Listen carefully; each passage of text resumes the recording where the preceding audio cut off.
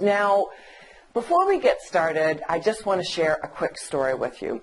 I'm not sure if you knew this, but I grew up in Windsor, Ontario, Canada, which is right across from Detroit, Michigan in the United States. So very, very close. The only thing that separates us is the Detroit River. Now, when I was 17, I was in the Navy program. You know, my dad was in the Navy, so my sister had to go through the Navy program, my brother, and when I was 17, it was my turn. So here's a picture so you can get a visual of what that was like.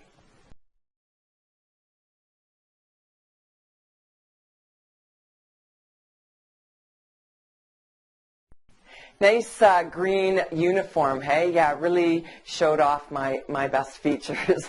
Anyway, this one day was just incredible. We had an opportunity to go onto a Navy ship. And yeah, we were all excited because, yeah, where we hung out was HMCS Hunter, which they called a, a building almost like a ship, right? But we actually went on a ship this day, and it was parked at Dieppe Gardens right on the Detroit River. It was huge, and all of us get on the ship, and the first thing that we had to do was meet the captain.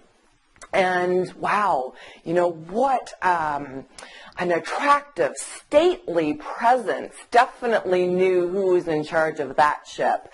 Just, the authority. And it was just incredible to meet someone who, yeah, you knew that they were successful, right? Obviously got the ship to Dieppe Gardens. And we were heading to Sarnia that day and had to give the commands while we were there. Definitely had to take decisive action. So very busy person, thanked us for stopping by, and then we went on our way. So the person that was taking us on the tour, the chief petty officer, took us down to the belly of the ship. Now, it was incredible to see this. It was like a whole entire city down there. And yeah, I mean, that's kind of where everything took place. And Chief Petty Officer said, when the captain gives the commands, everyone just inputs it into the computer and the ship just runs by itself. And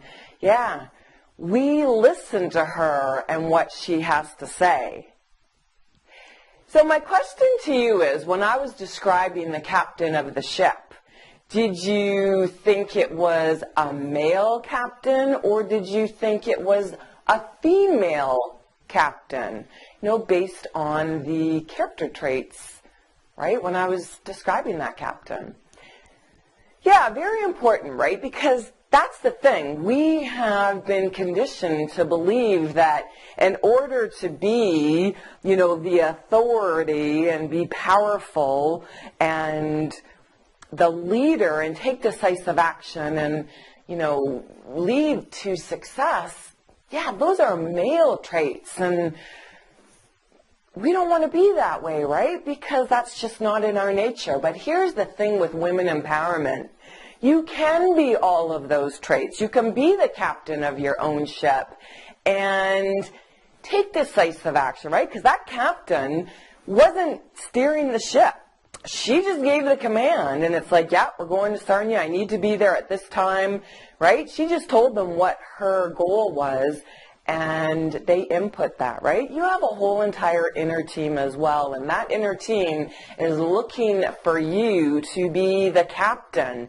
And if you're wishy-washy and indecisive and you don't know what you're doing, then you're not going to achieve your goals. And that's where, like I said, this Women Empowerment Challenge is going to help you do that. The first part, right, the personal development part, is going to make a huge difference in how you run your life, run your career, run your business. So let's look at how that's going to help you out.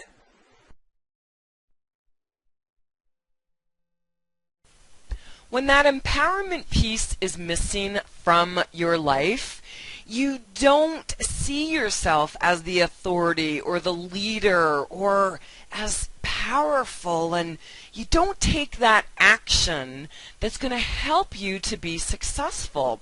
So how does that show up in your life? business or career.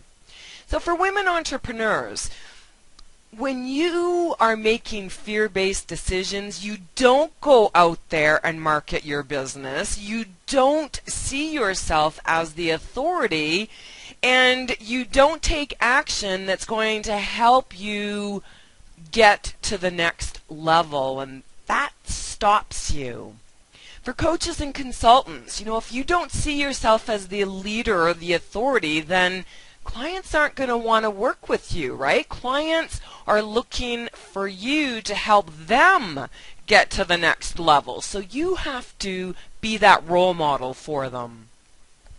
Women in business, supervisors, managers, executives, it is extremely important for you to feel powerful, like you're the authority or the leader. But here's the problem.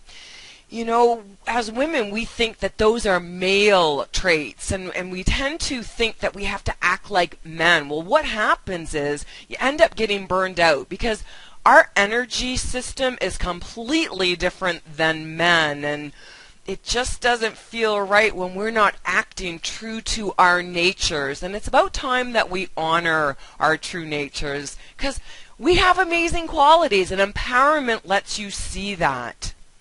Professional women, accountants and lawyers, people need you to be the leader and take decisive action that's going to help them achieve their goals. This 60-day Women Empowerment Challenge is going to help you to do that. Financial and teaching professionals, well, we know that when it comes to money, people want to deal with someone that they can trust, someone that's going to help them achieve their financial goals. And you need to be the authority and the leader and take decisive action. Same thing with teaching professionals. Students are looking up to you. If you don't feel like you're the authority or the leader, they're going to walk all over you, and you're going to lose your classroom. Right? You became a teacher to help students learn, yet you definitely need to be the leader and move them toward being successful. Health, wellness, and fitness professionals. Clients are looking for you to help them achieve optimal health, fitness, nutrition, and being seen as the leader, the authority, someone who can help them achieve their goals. That's what you have to do, and empowerment will help you do that.